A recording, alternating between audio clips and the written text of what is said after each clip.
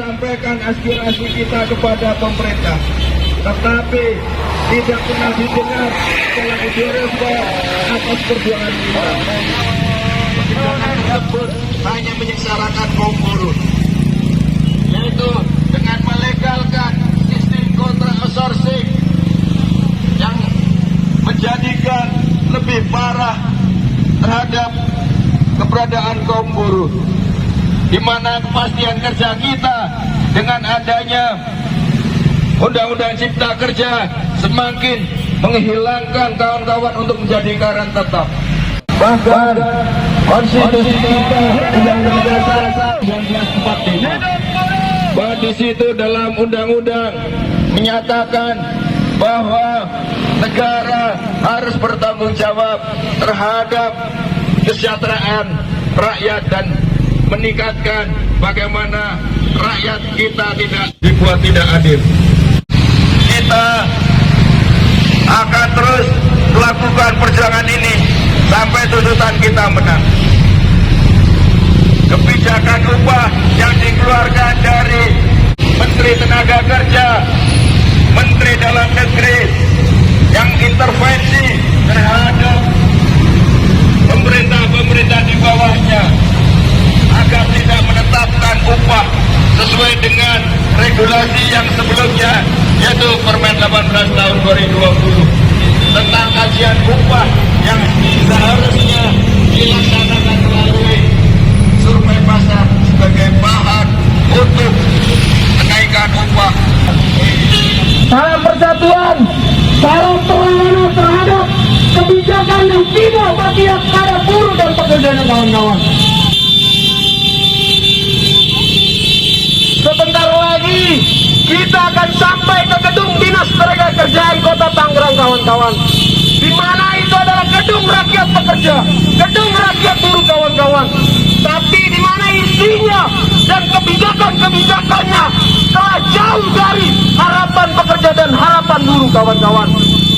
Sudah kita ketahui, kawan-kawan, dari tanggal 19 November Gubernur Wahidin Halim telah menetapkan upah minimum provinsi kenaikannya hanya 1,63%, kawan-kawan. Ini adalah satu pengkhianatan, kawan-kawan. Betul tidak, kawan-kawan? Betul tidak, kawan-kawan? Karena apa, kawan-kawan? Sudah jauh hari kita lakukan survei pasar, kawan-kawan. Sudah kita lakukan survei di 3 pasar yang ada di Kota Tangerang, kawan-kawan. Di mana kenaikan upah untuk upah minimum provinsi sebesar 8,50%, kawan-kawan. Ini adalah jauh dari kata harapan kita, kawan-kawan. Tidak ada setengahnya pun upah minimum provinsi kenaikannya, kawan-kawan. Ini adalah bentuk provokasi yang telah dilakukan oleh Kemenaker dan staf-stafnya, kawan-kawan. Di mana beliau telah memprovokasi lewat media propagandanya, kawan-kawan, bahwa di Indonesia telah layaklah upah segitu, kawan-kawan. Layak atau tidak, kawan-kawan? Bangkit melawan, kawan-kawan. Diam atau melawan? Diam atau lawan? Diam atau lawan? Hidup buruh! Hidup buruh! Hidup buruh! Hidup buruh!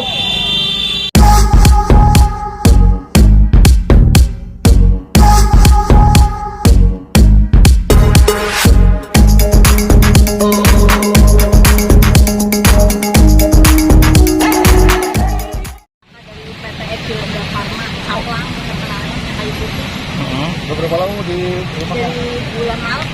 PHK. Oh, PHK langsung gitu ya? Ya kita menuntut upah buat kawan-kawan kita. Kita sebagai guru merasakan, suami saya juga guru, jadi ya kita ikut berjuang. Oh, harapan Ibu? Ya pemerintah harus lebih mengerti dan lebih tahu gimana rasanya jadi guru dan jadi rakyat kecil. Kan, Tapi kalau mereka nggak ngerti? ya kita lawan terus. Oh gitu.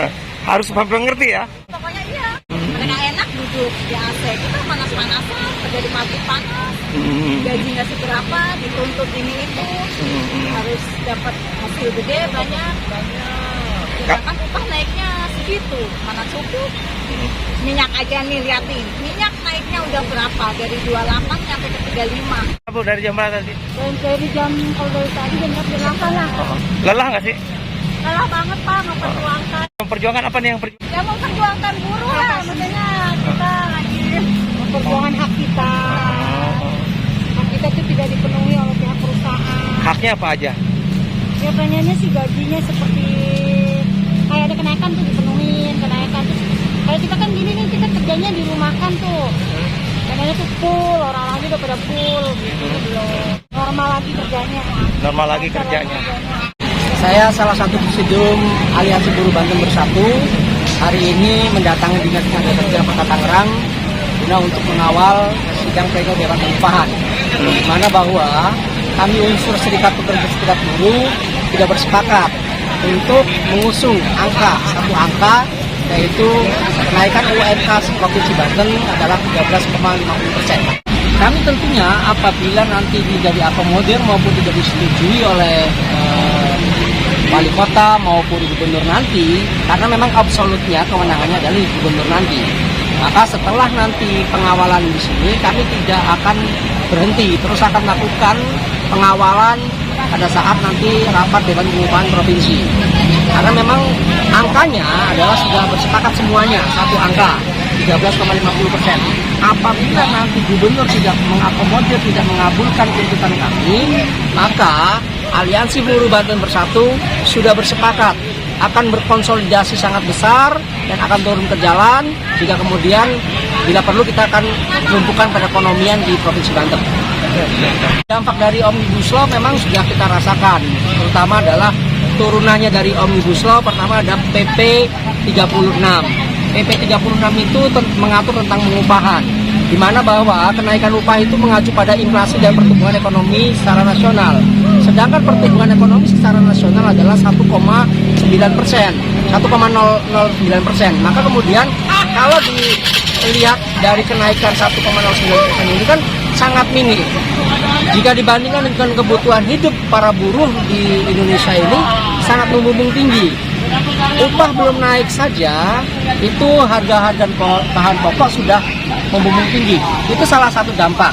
Yang kemudian dipertegas lagi oleh dampak yang sangat amat merugikan kaum buruh adalah surat edaran Menteri Tenaga Kerja menginstruksikan kepada seluruh gubernur di Indonesia agar kenaikan ketetapan upah minimum di Indonesia mengacu kepada PP 36. Kalau aturan sebelumnya kita mengacu kepada regulasi Undang-Undang 13 2003 yang kemudian ada turunannya melalui Permenaker nomor 18 tahun 2020, di mana bahwa Permenaker 18 2020 itu mengatur tentang KHL, kebutuhan hidup layak. Nah, kebutuhan hidup layak itu kita melakukan survei kepada pasar-pasar tradisional. Nah, survei tersebut tadi sudah dijelaskan oleh kawan kami. Angkanya adalah 13,50%. Sebenarnya Permenaker 18 2020 itu kan masih berlaku. Tapi ironisnya adalah kenapa mengacu kepada PP 36?